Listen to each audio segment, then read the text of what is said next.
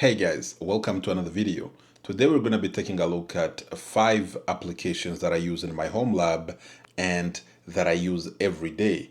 This is not in particular order and it's mostly just the stuff that I use every day to either run my streaming stuff or just enjoying life as a geek, I guess. So without further ado, let's dive right in. The number one app that I use all the time, and it's not an app, in this case is an operating system, is Unraid. And if you're not familiar with Unraid, it is an operating system that pretty much runs the majority of my home lab. Think of it as the brain that keeps all of the drives, apps, containers working together. It makes storage very simple and also flexible, but powerful. So I don't even have to overcomplicate things for this to work very good. So I have all my Docker containers running here. I have all of my shares here where I can access them from either Linux or Mac or Windows. I can map them on different computers and have access to all of my files. I can mismatch drives, add drives that are bigger than the others. All I have to do is just to have a good parity disk, so you can easily pull mix match drives together, and also the parity protection basically keeps all of my data safe. One of the best aspects of Unraid is that you have this active community, and it's basically a lot of people developing applications and Docker containers and plugins, and all of these are accessible in one place, and you can use them for your own benefit.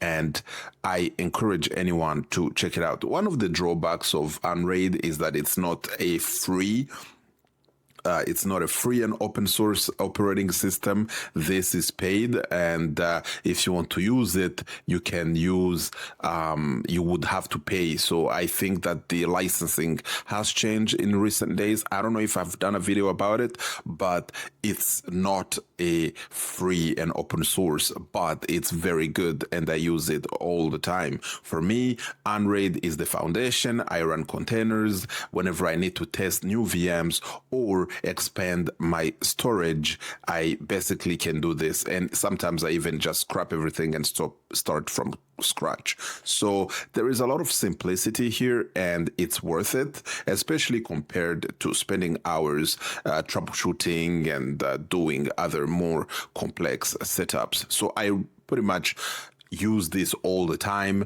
I have all of my hard drives here, and as you guys can see, I have some 4 terabytes, 8 terabytes, and my parity, which is 10 terabyte, and also have some cache drives for different things. So if you haven't checked out Unraid, I encourage you guys to check it out. I do believe you can use it for 30 days for free without paying. So for testing, it's also good for you guys to use. So I run some of my Docker containers here, and these Docker containers do work very well. I've never had any problems with it, and most of these are plug and play. You just basically go to the app store, look for the one you want, and just hit install. So that's number one on my list, guys. Number two is basically, I would say, Proxmox. So if you've seen my videos before, guys, you've seen that I test pretty much everything in Proxmox. I create all of these LXC containers before I show them to you. So we can see that I have a few LXC running. Some of them I'm testing for future videos, and some of them I've shown you before. And here I pretty much can create a VM or a container, which I can delete later even if I want. Also, you can do backups. You can back up each of the VMs. You can create snapshots and basically restore to a point in time that you want before you mess up the VM or LXC. So all of these things can be done from Proxmox. And Proxmox is the one thing that I like, because I can spin up a VM and then after that destroy it when I'm done with it. If you've been watching my videos, you know that Proxmox is something that I feature heavily in my videos, and most of my testing is pretty much done on Proxmox. Last time we did a video on Umbrel. I show you how to create it. You can see all of the options that you can get from Proxmox. It's pretty insane for a virtualization platform. So what does Proxmox have that you might want? You have basically the fact that it can run VMs and LXC containers.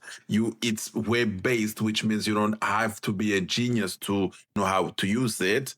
You have a centralized management where you can even create clusters and things like that. It basically supports multiple storage types such as ZFS, Ceph, LVM, NFS, and others. The best part, guys, it's free to use and it doesn't require subscriptions to do it. You can get a subscription for support if you want it, but it's not required. So that's why I like to use Proxmox for testing and also for running some of the things like UdGuard, Uptime Kuma, and other things that I want to keep an eye on. So that's number 2 is Proxmox. It's one of my favorite virtualization platform to use. Number 3 on my list is CasaOS. Now, CasaOS is basically a super simple, user-friendly home cloud system. This, you can think of it like a central dashboard for your self-hosted applications and services. It runs on top of Linux. It supports ARM and x86. And it's designed to be lightweight enough so that you can use it on anything. What I like is that it makes app deployment as easy as installing an app on your phone. No heavy configs, no endless commands, just a clean web interface where you can manage your apps in one place. Let's look at the features. You have the dashboard, which is modern, responsive, and you have this clean interface. You have an app store where you have one-click install for more than 100 applications. Docker-based, so everything runs in a container and you can easily manage them. Whenever you want to delete something, just right-click and delete. User management also makes it easy to manage multiple users and you can do access controls. You have file management with a built-in file manager, which gives you a cloud-style browsing experience. Storage integration, you can integrate local disks or even external drives, which will be recognized instantly. You have remote access, which basically is an option that you can run optional cloud link to connect outside of your network. So why do I choose CasaOS?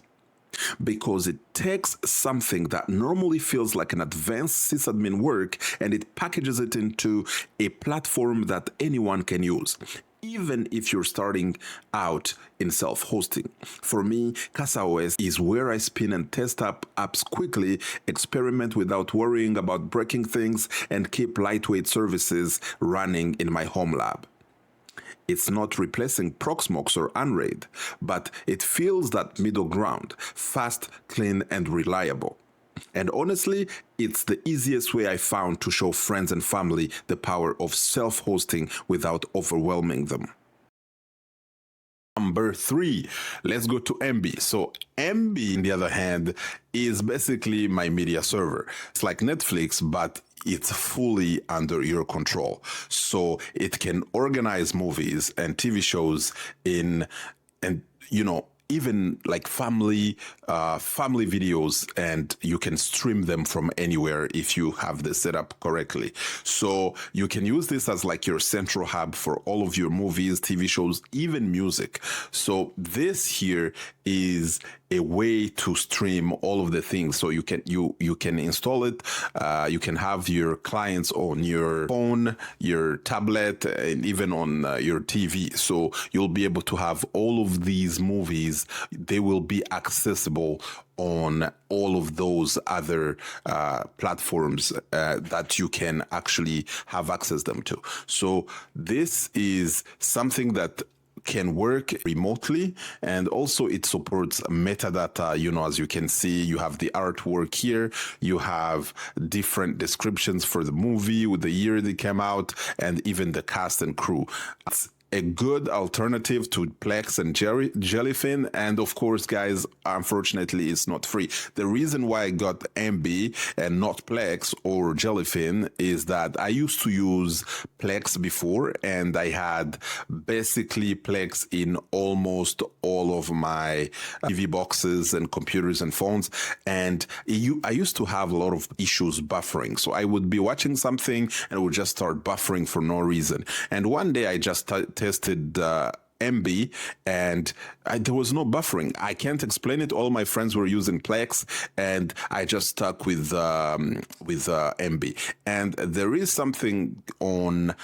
There is something called Infuse on Apple TV, which you can basically plug in to your Emby, and you have a better interface on your Apple TV. But that's a different video, guys, for a different day. So this is Emby, and it's one of the things that my whole family uses. It's something that I use all the time, and you have so many features in here. And of course, it's a paid product, but the alternative to this would be Jellyfin, which I believe Jellyfin is based on this. So yeah, so this is Emby. Another thing that I'm not really going to show here, but it's very interesting. I'm probably going to find a way to show it, but it's mostly the R Suite. The R Suite, for you guys, if you don't know, is basically a better way to download ISOs, Linux ISOs. So you have Sonar, Radar, and also all of the rest of the R Suite, because it automates basically everything about managing media. So these apps, they work together to basically find content that you might need. So if you need to organize content and you don't want to lift a finger, the R Suite is something that I use all the time. Instead of me downloading, renaming, and moving files, these tools will basically do it for me in the background. When I open Emby, most of my shows are there. So this is something that I would encourage you guys to look into. That's everything that I run every day on my homelab. This is like the top 5 applications that I use all the time. And so tell me, you guys, in the comments below, what type of other applications are you guys running in your homelab, so that maybe others will be inspired. Will be inspired from what you are running. So thank you guys for watching this video. If you're new here, subscribe, leave a like. Basically, I haven't been posting lately, but in the future, I think we can move this quickly to 10,000 subscribers. So yeah, thank you for being here. Bye-bye, bye-bye, bye-bye.